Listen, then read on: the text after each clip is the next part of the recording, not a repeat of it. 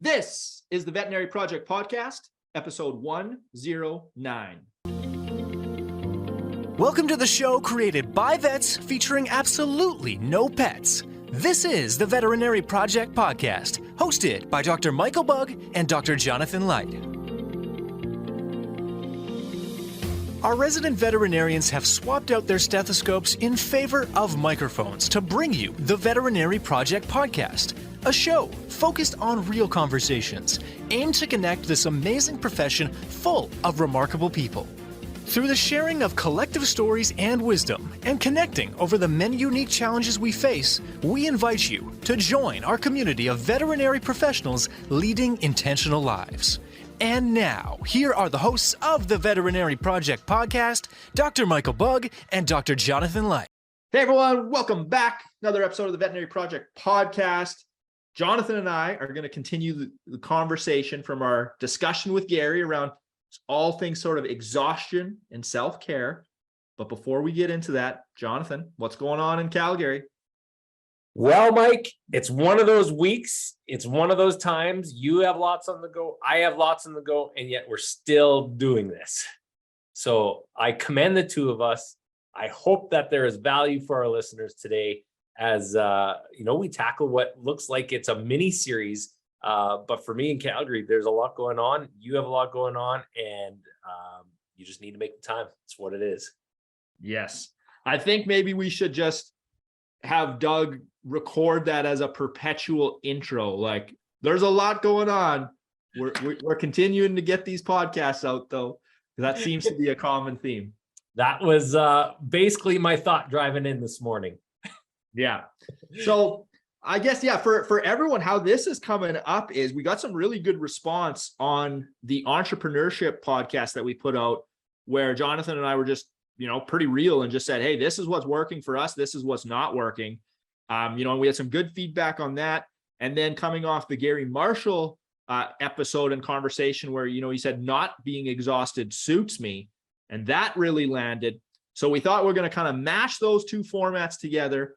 And Jonathan and I are going to kind of lay our cards on the table again around that sort of exhaustion discussion.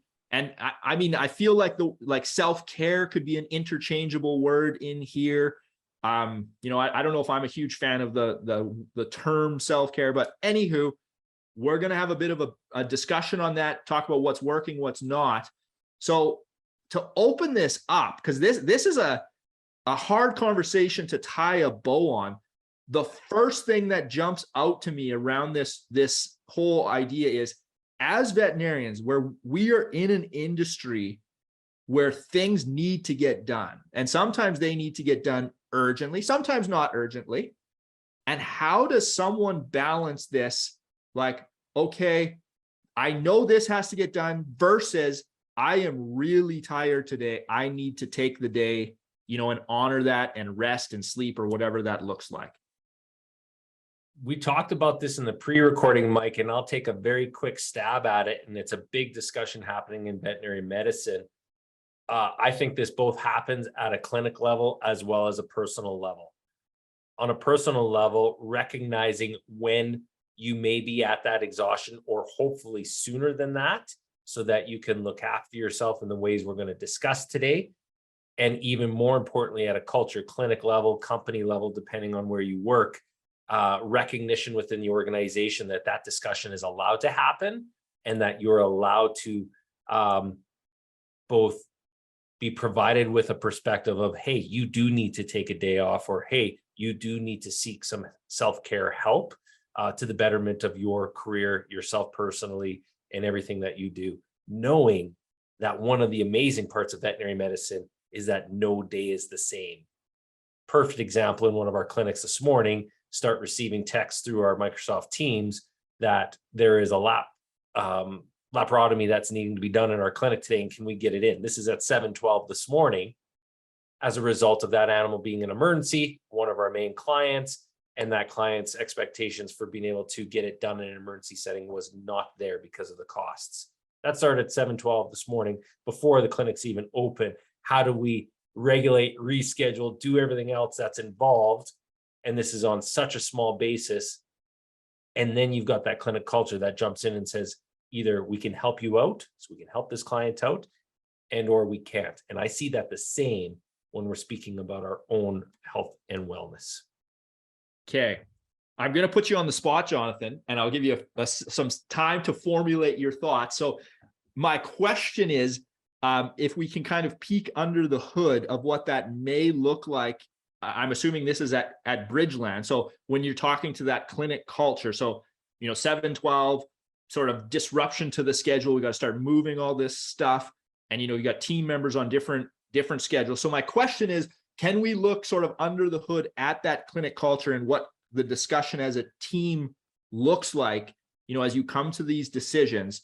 And then while you're thinking of your answer for that, this is my personal sort of ramblings and thoughts around this is the reason I have such a hard time coming to sort of a conclusion on this discussion is if we only do things when we feel like doing them, we'll never get anything done. Like the human brain is wired to be lazy, like inherently, right? Like it's just wants to keep you alive. So why would you stress yourself out in the gym? That's stressful. Go sit on the couch, eat those Doritos and get that dopamine hit and feel good now. Don't worry about the future. Just stay alive today, right? And so I really struggle balancing this, like as an entrepreneur, and high performer, I guess, self-admittedly, like most veterinarians are, trying to balance that, like, okay, I'm going to push through when my body is telling me, hey, just chill out. So anyway, back to the question. Let's look under the hood at Bridgeland. You talked a lot about clinic culture. What does that discussion look like, for everyone's self-care benefit? Oh, Mike, look at what you've opened up. I know. I thought I gave you enough time here to come up with an answer. I was trying to buy you some time. The first is clinic culture. The amount of messages that went back and forth for people willing to help out or to jump in and ensure that client and that animal was looked after, rearranging schedules, etc., was fantastic. That clinic culture says, hey, what can we do to help within the constraints of what we have as a schedule? And that's even before the schedule's been opened up and looked at. I love that opportunity to be able to help. And what I realized once I came in here is we actually had to turn away a second laparotomy that's now gone off to emergency because we did not have the space. Welcome to Vet Med in 2022. And going, that one just could not happen. So they told their friends, they're like, hey, they're taking laparotomies today. Everyone get in here. Completely. So this one, it's off to emergency, no choice. The second piece that I'll speak to in terms of what you described in terms of that desire from the human body to be lazy and or looking at all the things that need to be done and the work-life balance. I believe we've touched on this in the past. I don't believe in work-life balance. That's controversial. That may stick against many people that are listening here, but in our perspective as entrepreneurs right now, for what myself, my wife, my family, my business is entitled, there is no work-life balance. And that's all right, because things need to get done, which means that sometimes work takes over. Mm-hmm. Sometimes then we can break away and do life, and they mix interchangeably together for me 7 days a week. So that work-life balance as a perspective doesn't exist. Okay. And I understand what you are saying for you and your family, as an entrepreneur, and I know you very well, and I get where you're coming from. Now I'm going to press on this a little bit as Jonathan, the clinic owner that then has, a variety of staff members working, at Bridgeland with you. They may have a different view of that, right? Like they may believe in work-life balance, and they may say, you know what, I don't want to push like Jonathan pushes or fill my calendar like that. And I maybe putting Bridgeland on the spot is a bad example, but like how then do those, coincide and coexist? I'll put Bridgeland, Mosaic, any business straight up together. And I'm not going on a rant. You want me to go on a rant. Gary Vaynerchuk says it perfectly. Why would you expect your employees, and how could you expect your employees to work as hard as you and do as much of you as you when they're not in your shoes? They're not owners. And even if they are owners, everybody's got their own perspective, and what you think they should do has absolutely nothing to do with what they can do. or they want to do, or they feel they can do at that time based on their personal circumstances. So why should I get in their way? Yeah. My job is to help support, challenge, and grow them in whatever that looks like. And sometimes that's not right. So therefore, our place isn't for them. That's all right. That's my view. Yeah. So I'm assuming like it's kind of, open lines of communication with all the individual employees of like, okay, what's working for you, what's not, what needs to be tweaked and changed and adjusting. That's correct. I'm having a great conversation tomorrow where we're going to go through development plan process for this individual that wants to grow within the organization. Fantastic. Let's chat about that and let's see what that looks like. Flip side of that is I had another employee the other day that was not feeling well, i.e. sick, cold, flu, otherwise, was going to push through it. No, go home, go take a day, get yourself better. And then you'll be able to come back and be, closer to 100%. Yeah, that's a funny one. And I think about that in my career, and there's days where I should not have been at work. Like I can think of days doing surgery where you're like, you should not be doing surgery right now. Like that, it just feels like the risks are a lot higher there versus vaccinating a dog, right? And you're under your mask and you're running a fever and you're like, this was a bad choice, right? And it's like, why do we do we're that getting away ourselves? from that. Dude, I really do. I hope in veterinary medicine, we're getting to the point where people say, no, I can't do that. I shouldn't do that. And I, as a culture, don't have to do that. So I will get my butt home and take care of myself. Yeah. That's my hope. Yeah, it does. It's coming around. It used to be, doesn't matter if your limbs are broken, you still make it to work. But it's like, and this is for the better, you got to take that time. So couple things I'll add in here, little frameworks that I don't know if we call these core values or whatever. Never miss twice. So this is around like the exhaustion and self-care piece. And, I kind of give myself permission to miss once on most things, right? Okay, something came up. I have to miss whatever, my workout or my bedtime, or, I didn't eat as healthy that day, whatever it may be, but just don't miss twice. So if I missed on Wednesday, I'm making sure I get it done on Thursday. Right? How do you do that, Mike? Is that just you and your self-responsibility? How do you really encompass ensuring that that's in place at all times? Well, I mean, let's be honest here. I'm not going to pretend like I've never missed twice. Okay, good. But it's good, just because you're Superman there. Well, no, it's simply that it's almost like if I missed once, now it climbs the priority list. Because let's be like, really all we're discussing here is what is your order of priorities, right? And we choose to do things and not do things, and they move up and down our priority list. So for me, if I know, okay, I missed my workout or I got to bed late, tomorrow I'm bumping that higher up the priority list. It's more of a priority, which means that's what I'm going to honor. And do you write that down? Do you just think about that in your brain? How does that work? Some stuff I track. So for me, if something is really slipping and I know I need to get better at it, I will full on go spreadsheet number nerd mode, because I'm a big believer in like what you measure, you can improve.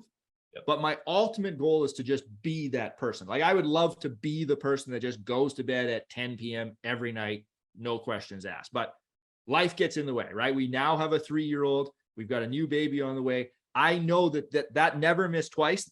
That's going to get put on pause for like 3 months or so, where it's just like all hell breaks loose. Just 3 months? Well, I was trying to be generous there. I don't know. We'll see. So I'm looking forward to 3 months from. Well, I won't be able to keep my eyes open on here. So that's sort of framework number one. Framework number two is I'm a big goal setter. And I do quarterly reviews. I've talked about them on here. I have that Monday night group. Every quarter we have to present what we call our one sheet, which is like our quarter on one sheet. Like these are the things I'm focusing on. These are the priorities. And that just helps realign me, right? So I can tell like, okay, if I'm getting exhausted or if pieces of my self-care are slipping, when I go back to that review, then that helps me decide, well, what is important? Like, is that actually important to you? Or do you just think it should be important to you? And if there's nothing wrong with letting go of something, crossing it off the list and being like, that is not important to me. Like, I am not going to do yoga. And I always pick on yoga because it's this poster child for self-care where it's like everyone should do yoga. And yoga is great. If you do it, kudos to you. I've tried to get into it. I just can't. I'm not someone that does yoga. I do other things, and that's where I put my check mark next to, right? So finding out what aligns for you. How many times do you figure that you've tried to get yoga into your priority list and failed before you said, enough's enough. It's not me. I'm comfortable with that. I can be comfortable in my own skin. I'm not a yoga master. Lots. I don't know. I've lost count. Like, and I tried all the tricks. Like, you know, you get a membership at a yoga studio, you know, like get yourself there. And like, I do kind of like it. Like, it's not like I never do yoga, but it just, when I was like, okay, this is something you must do every morning, then it felt like, you know, like it felt like work. Yep. Like I was like, this is not self-care. This is torture. You know, like I was like, this sucks. I think it speaks to a bigger piece, you know, whether it's yoga, for me, it's meditation. Everybody's got their own thing. And then it's how much guilt do they put on themselves and for how long before it's comfortable and just going, enough's enough. The wisdom of age and experience over experience over experience says, I'm done. Yeah. And I'm a big fan of try those things, you know, like give it a shot. If someone's doing something and you're like, hey, I'd like to try it, give it an honest effort. But if it's not for you, that's okay. Like there really feels like there's so many things that people feel like they should do simply because other people are doing them and it's on social media. So it's, you know, it's a fad or it's a trend. And it's like, if it's not for you, you don't have to do it. Absolutely. So anywho, little bit of a rant. You almost got me ranting, which you're flipping it on me. I'm supposed to get you ranting. So let's move in here. You know, we'll keep it pretty tight. So we'll keep this episode shorter for everyone. But let's chat about a few things that we're each doing well and not so well in the respect of, you know, not getting too exhausted in self-care. So what are some things that you're knocking out of the park over there?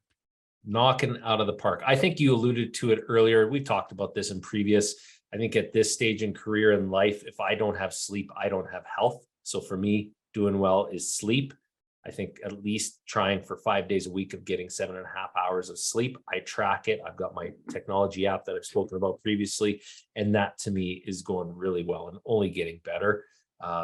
Need at least 7.5 hours of sleep a night for so many reasons. Similar to, from a health perspective, working out, we do our workouts in the morning. I was unfortunately able to do it today. So I brought in my bag and go for a run, and being able to ensure that cardio strength wise, that has helped in a big way. And both, even from a confidence wise, I was speaking with Candace about this. I was feeling a little bit off in June and said, all right, I need to pick it up. And 3 months later, really feeling better about myself, my strength, my feelings. But then you also look at yourself differently as well too. And for those that are looking from the outside, they're like, no, Jonathan, you don't really look any different. Your muscles are always huge. Yeah. I can tell the difference. Yeah. It is. The confidence piece cannot be like understated. Completely. You can tell when you're feeling good. You can tell when you sweat a little bit. Your skin feels better, all of that. And the way to get that is through exercise. And yes, I agree with you. I will add a piece to that. Like, I mean, we're all science-based here, and we know the evidence points to like working out. There's a ton of benefits. The thing that lands for me a lot is it's keeping a promise to yourself. Yeah. Right. So when you say, like you said, we're recording this on a Thursday. When you said, I am working out on Thursday, and opportunity number one presented itself for you to lie to yourself, which was you missed your morning workout. And you could have taken that. You could have said, well, I'm not working out today. But you didn't. You brought your bag to work. You're going to go for a run. And that confidence piece comes from you're keeping your word to yourself. It's a big deal. It's a huge No one else is involved except for my wife that smirks at me a little bit when I said I was bringing my running bag. She's like, sure. I was like, oh, no, it's getting done. Okay, it has to. I'm checking in next recording. I'm putting you on the spot. Love it. Something else I'm doing really well, which is pretty cool. This is absolutely nerdy, and I think it's a lot of fun, but it is something that has made a difference in our life the last month is, and I've not even told you this, we have those pill containers. So we have the once a day pill container, and it is my responsibility. I've taken it on that at the start of the week on Sunday nights, I fill it up for Candace and I, and our number of pills that we take, and none of these are medical, so I don't take any true medical pills. These are all your omegas. What do I take? Omegas. I take now garlic. I take NAD, which we could go into a whole thing of. Catasteaks, there's different options there, and one, supplements, glutamine, etc.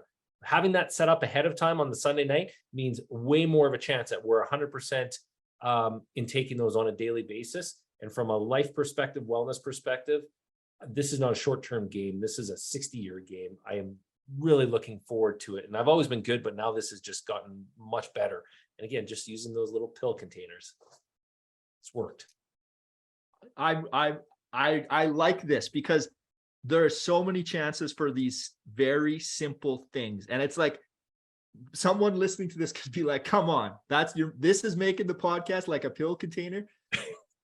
But I totally agree with you, because it's like the amount of like energy, decision fatigue, all of that stuff all week long that's just eliminated. It's gone, and I enjoy it. I want Candace to be set up for success. I want myself to be set up for success. You do it Sunday night, I don't have to think about it. I see it in the morning, you pop the pill, take your 6 to 8 pills down, and you're done. And I feel better as a result of it. I know I'm getting the right things from my brain to have all of those other pieces. Really good. I like that. Things that I'm not doing well. I'm going to jump in. I'm cutting you off because mine leans in well. Under things I'm doing well, this is something I will rant about. This is a hill I will 100% die on. Is environment is greater than the action. And so this is you, like stealing your analogy here. What you're doing is you're creating that environment to take those supplements, right? You have to do it once on Sunday, you preload it. The rest of the week, that environment is created. Whereas if you have to go and track them all down every single day, you would eventually slip and miss it. So the example I was going to give from my own personal life, on Wednesday, I go see my personal trainer. And yesterday, Wednesday, I did not want to work out. Like, it was just one of those days where I was like, I know if it was left to me, it would have been an X on the calendar. And so I reframe it where it's like, I don't need to work out that day. I just got to get my ass to that gym. That's all I got to do. That's very easy. Like, can you drive to the gym? Yep, I can drive there. I don't have to worry about what I'm going to do when I get there. Then the environment takes over. I'm there. There's a personal trainer. He tells me what to do. 1 hour later, the workout is done. And this environment, like, piece can be put everywhere. So you talked about sleep. I'm a huge believer, like, you have to create your sleep environment. Like, get the TV out of there, get your cell phone away from bed, quit looking at your phone in bed. And then you just have to get yourself in that environment and sleep takes over. And I really believe this is a thing that people do poorly in self-care, is they always are focusing on, okay, this is the actions that I have to take. And I would argue, no, you need to find the environment you need to put yourself into that just the default is the actions that you want. I'm clapping in the background. Okay. Well, I'm glad, because I think I started ranting about this 18 months or so ago. This sort of epiphany started coming into my life. And now I'm trying to do it everywhere. So every environment, where do I change it? Where do I optimize it? So the default is the action I want. And I know that's such an important part of your life. And I look up to you for that, because you take that to a whole different degree, which I think has led to your success. Nice. Number 2, what I'm doing well, automating income generation. This is probably the thing I'm most passionate about in veterinary medicine, and for everyone, is I'm a really big believer in, we can get into lots of discussions around money and the economy and, the way that it's set up, whether that's good or bad. It doesn't matter. As long as we live in a world where money is the unit of exchange and you need money to buy food and have a house and do stuff, that's the rules of the game we're playing in. So you may as well set yourself up for success. And I really, really am optimistic for a day in veterinary medicine where it's like, we can pull those hours down. So, I said 60 in pre-recording. Everyone's working different number of hours, but I would like to see every veterinarian be able to pull those hours down but have no reduction in income because they have those automatic income streams coming in. And then that day, so say you replace one day of income, you've bought yourself one day a week or one day a month or whatever it is, that's now open, and that can be your do self-care, hang out with your kids, whatever fills your cup, that gets me excited. So automating income generation. Excellent. And I think we're going to have to go into a whole different episode on that one, because I think our listeners want more info on how you do that and the details of that. And I'd love to put you on the spot and speak real estate on that one that we have done in the past. But how do you automate it? How do you take somebody that is in full-time practice and do something along those lines? Yeah. There's a lot there. Difficult when you're starting out. Very much not impossible, but take some work. Yeah. Very doable. So yeah, those are some of the things doing well. Okay. Excellent. I interrupted you. You were going to go into what you're maybe not doing as well with. I am one that can bury things.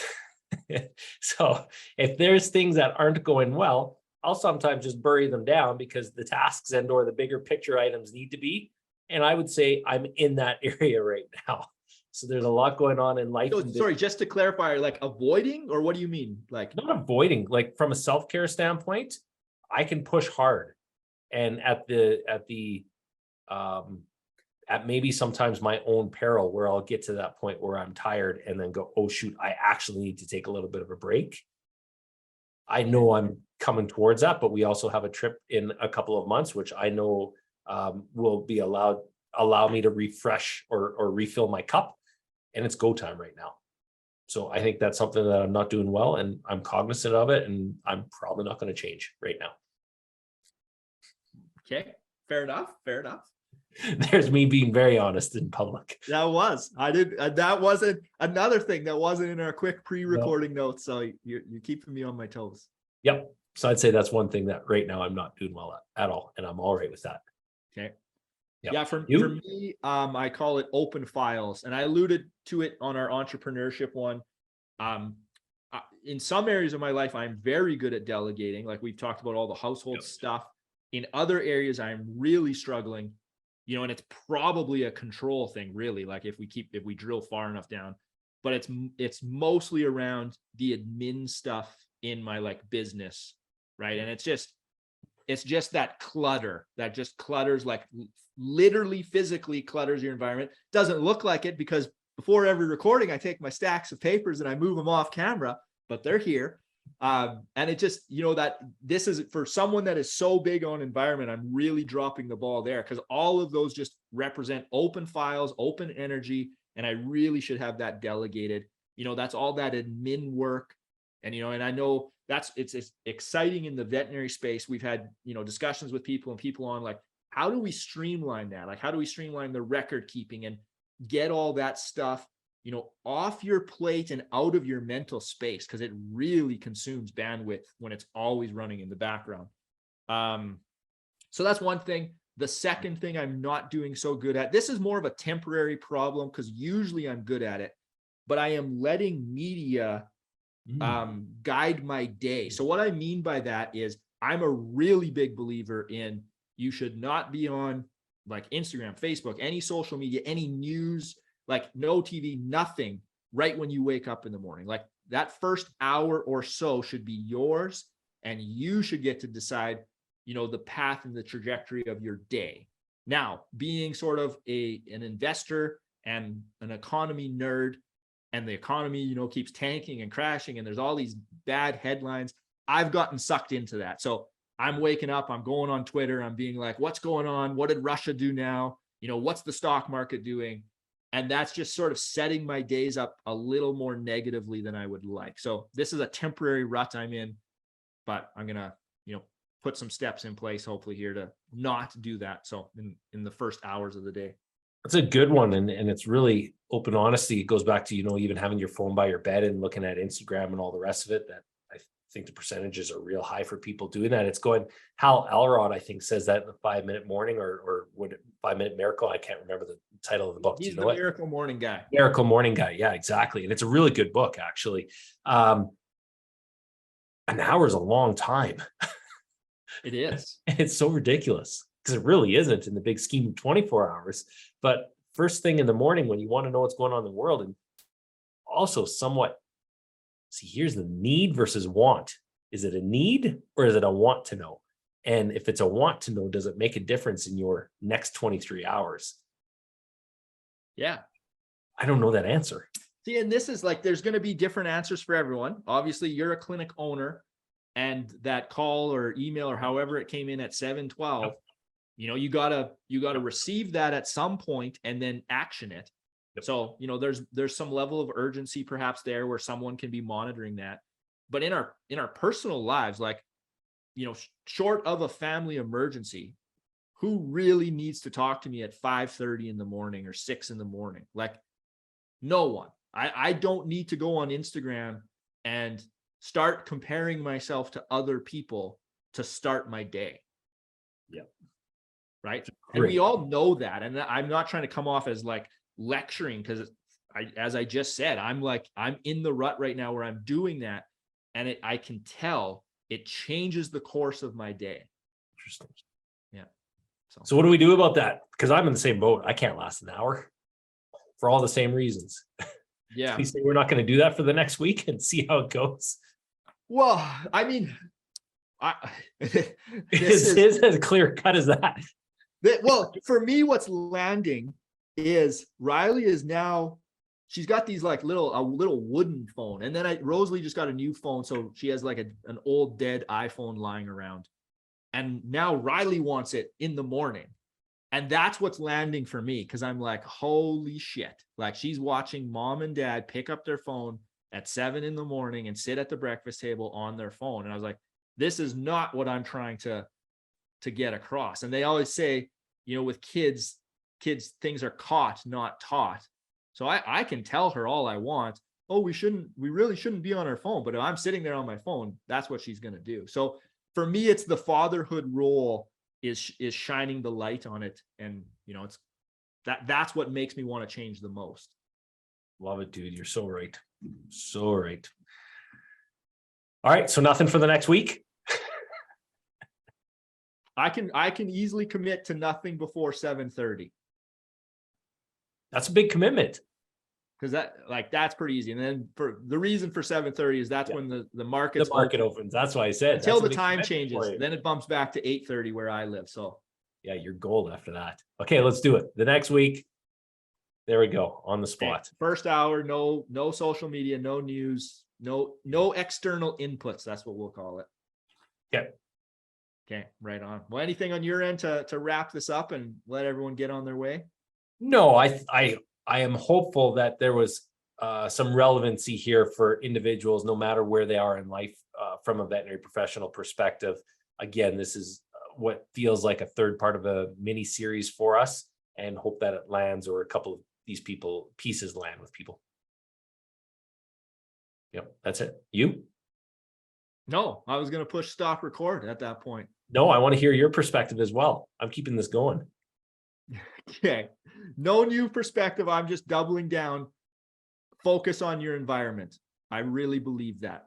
If there's something that is not aligned for you and you're trying to make some changes, go beyond just the task, you know, and sort of ask yourself, I'm going to pick running here, just that popped in my head. If I were a runner, if I was someone that ran, what would that environment look like? Right. And that environment would look like, you know, you got your shoes sort of waiting for you. You're somewhere where it's inviting to run, right? Like, that's literally why we're looking at moving houses. Like, that's environment change to the extreme, but it's like, we will run more if we're somewhere where we want to run. So that's what I'm going to leave people with. Thank you for listening to the Veterinary Project Podcast. As a recap, on behalf of our hosts, the Veterinary Project Podcast will be releasing new episodes weekly, so be sure to tune in as we bring you more conversations aimed at helping you enjoy a life well lived. If you enjoyed what you heard on the show and you want to stay in the know, please like, love, and or subscribe to the podcast on the listening platform of your choosing, as we're available on all the usual suspects. If you know of others that may benefit from these conversations, we'd love it if you please share the show with them, as this will help us grow our community to reach more and more veterinary professionals. Speaking of which, if you are a veterinary professional and would like to get connected with more like-minded individuals who are joining us on this journey, please send an email to theveterinaryprojectpodcast@gmail.com, and we'll invite you to be a part of our private Facebook group. General feedback, requests for information, or perhaps requests to be a guest on the show can also be sent to the Veterinary Project Podcast at gmail.com. Dr. Michael Bugg and Dr. Jonathan Light, thank you for listening to the show, and we'll catch you again next week for another episode of the Veterinary Project Podcast. Bye for now.